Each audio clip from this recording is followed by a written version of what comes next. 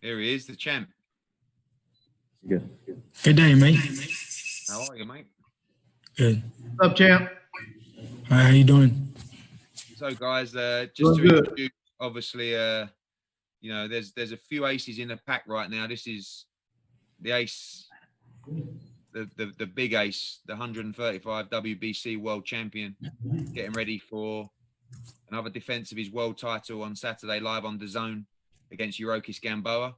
We're going to pass over to the floor for the WBC world champ.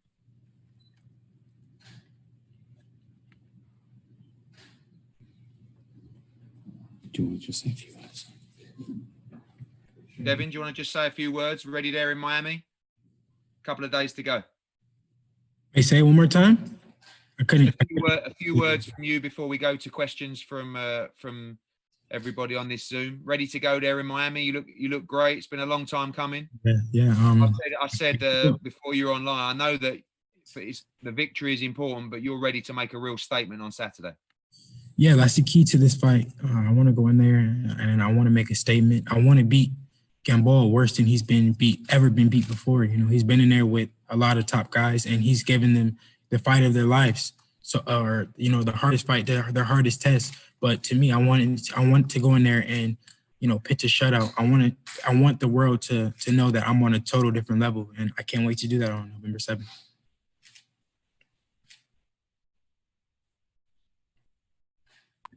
Okay, first question, Nikki.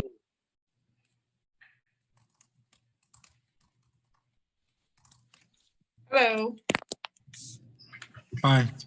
Hi. My question is, after watching some of the previews and some of the coverage on Gamboa, do you feel like you're checked out any challenges you're facing for Saturday night? Yeah. He's fast. He is strong. He's explosive. He comes to fight every single time. He doesn't lay down. He doesn't go out easy. You know, no one has just got him out of there easy without him, you know, fighting back or, you know, trying to hurt you back. So he's a very dangerous opponent. So I have to be, you know, mindful of that.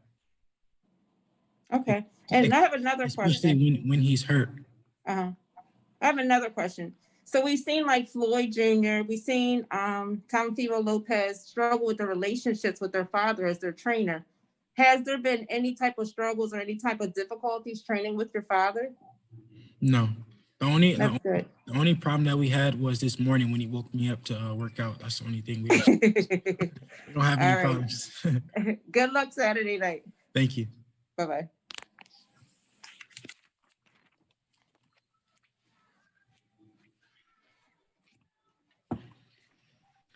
Hey, Devin, Rich. Is it for me? Rick was good. Hey, what's happening, brother? How you doing? Roller Sports Media. I understand what you're saying is you want to be explosive more so this fight than any of your previous fights. Is it fair to say Eddie said he would like for you to wow all of the boxing media come Saturday night? Would it be fair to say a stoppage would definitely do that and make people say, wow? I mean, of course, a stoppage and knockout is the best way to win in boxing. You know, that would be amazing if I would go in there and I knock Gamboa out, especially, you know, if it happens early. But I know that Gamboa is a crafty opponent and he's not going to go out easy. He's going to fight to the finish. So I have to be mindful of that, like I said. But of course, I want to go in there and I want to make a statement. And whether it's a early stoppage, a late stoppage, or just a 12-round beatdown, I want to make a statement. Devin, you saw. I hear you. He went mute.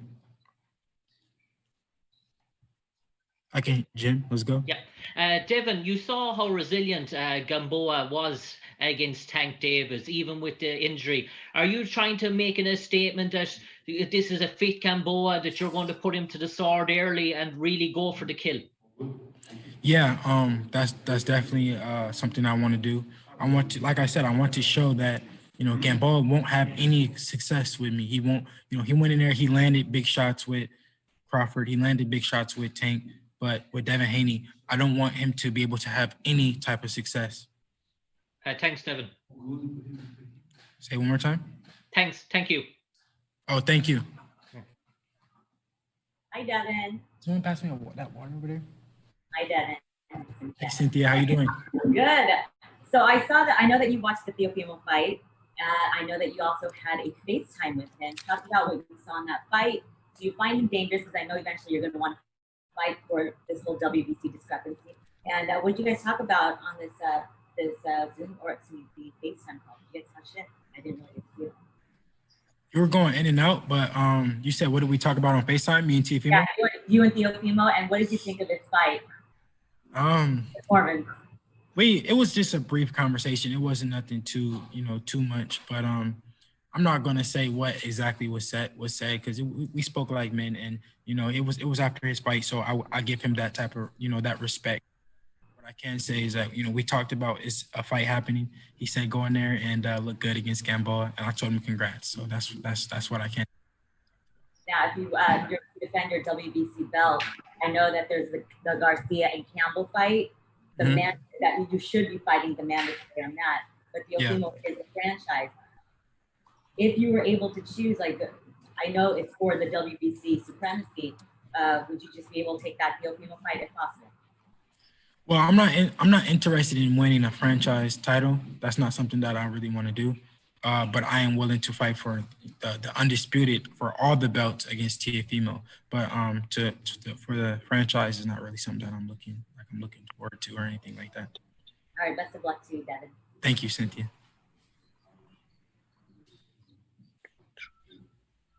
Reggie next, please. Hey, how's it going, champ? Hey, how you doing? I'm good.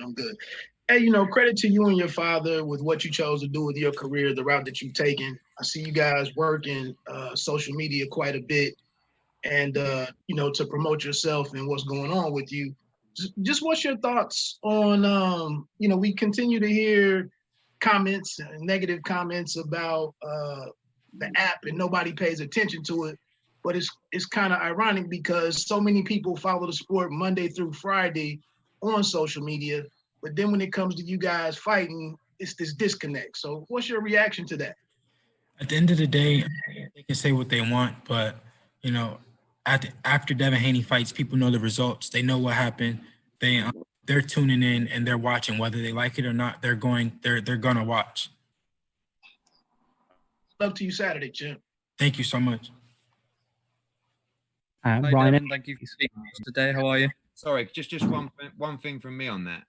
There'll be a lot more people watching Devin Haney fight live this Saturday than there was watching Leo Santa Cruz against Tank Davis fight live last week. The question was actually in part to you, Eddie, so thanks. Hi, Devin. Thank you for your time today. Just one question from me. You've spoken before about, this eventual move up to 140 pounds. I was just wondering how you're feeling at 135 at this present time and how many fights you feel you have left at 135 as well. Honestly, my weight has been great this fight.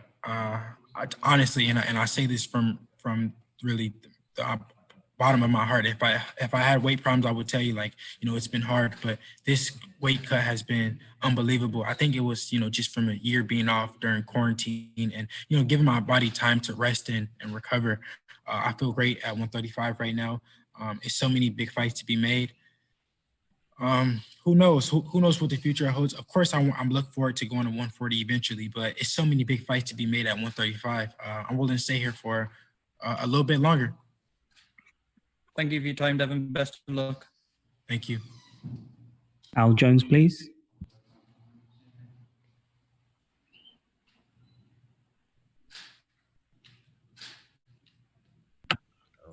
Devin. Yes, yeah. Speaking. Devin, how you doing, man? Al Jones from In the Ring. How you doing? Doing good. How you doing? Good. Now, looking forward this weekend, are you predicting any knockouts or what can we exactly expect from you to see? I'm not really into predicting the knockouts because I feel like knockouts, when you go looking for them, it makes it much harder for them to come. But I do predict a very dominant performance. Of course, I hope for a knockout. I want to go in there and I want to entertain the fans and go in there and knock Gamboa out. If it happens, it happens. If it doesn't, it doesn't. But I'm gonna go in there and I'm gonna give it my all to entertain the people. KO Artist Sports next, please. Hey, Devin, how you doing, sir? I'm doing good. How you doing? Good, man. Just quickly, Teofimo said, kept kind of repeating in his post-fight that he'd love to fight, the two-time email champion. He said, what'd you feel about that? And have you gotten anything from the WBC as far as, like what's going to happen with you two? Are they going to make that fight happen? Or I don't know, have you heard anything regarding that situation? I mean, at the end of the day, he kept saying that he was willing to fight me because he knows that, that he gains from fighting me. It's something there. He knows that he doesn't feel right, without fighting me for, the real undisputed, everything, all the belts. He knows that he's not undisputed without fighting me. So that's all that just proved. Whether he can say email, whatever, he didn't get the email. Thank you, sir. Thank you. Devin DePaul next. Here's Anthony. Hi, Devin. You okay? Just a quick question on the possible Teofimo Lopez fight.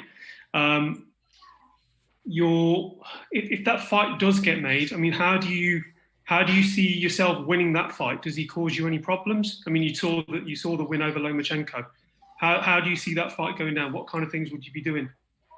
I mean, every fight, you go in there and you can watch, you can look, you can watch as much film as you want. But until you go in there and actually, go in there with the fighter, you never know what type of, problems they bring you, what type of style they have. So I wouldn't know, but I do know that I will be victorious against him. I'm not sure how the fight will play out as of right now, but I know that I see myself being victorious. Good stuff. Good luck. Thank you. Thank you. Danny, Flexen, have you got one, mate? Hey, Devin, how you doing? How you doing? Yeah, good, thank you. I wanted to ask you just a quick question about the Lopez-Lomachenko fight. In that Top Rank and ESPN both seem to market the fight as undisputed, which hardcore fans will have known wasn't entirely accurate, but I think casual fans may have been fooled into thinking it was for all four major belts. What did you make of that, and were you at all offended by it? Yeah, I knew that the casual fans who believed it. I knew that the real hardcore boxing fans knew that it wasn't a real undisputed fight, and that's pretty much what the WBC said as well. That that it's not for an undisputed fight; it's for the franchise title. And at the end of the day, that is what it is. I knew that it really wasn't for an undisputed fight. So that's why you guys didn't see me flash on the internet or go out and try to prove anything, because after the fight, who did he mention? He mentioned the real WBC champ. So that's all that matters. Thanks, Devin. Best of luck.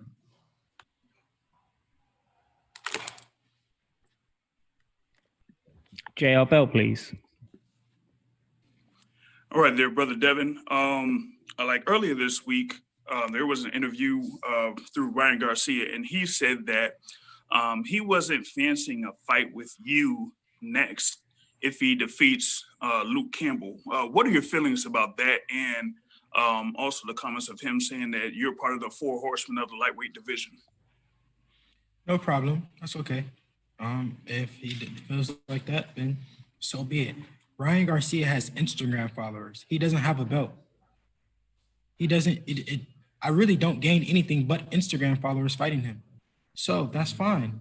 I'll move forward and to the champions in the weight class.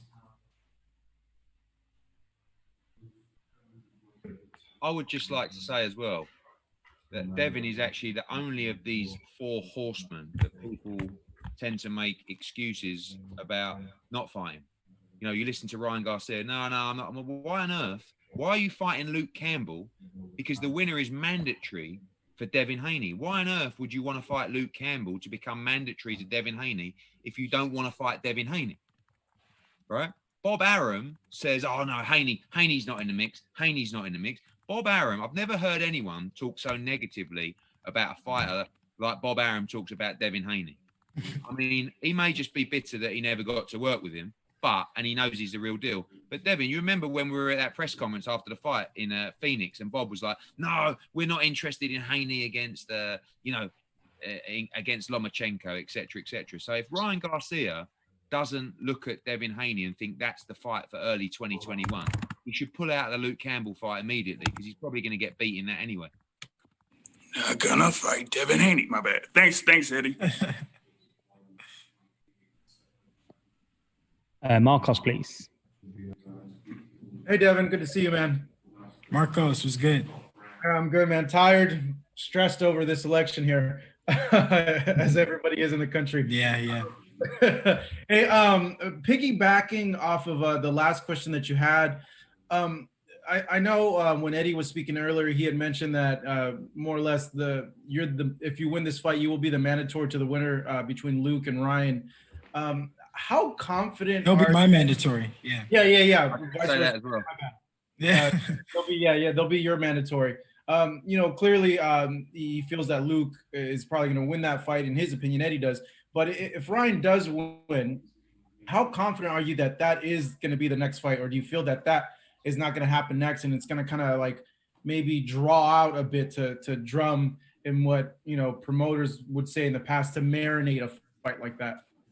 On our side, we would love to fight, but on his side, of course, he said that he said that a fight with me bores him. He'd rather fight a guy with tank with power in both hands and some crazy nonsense that I never heard of. So it just shows you that he's not really willing to fight me, which is fine. We move on.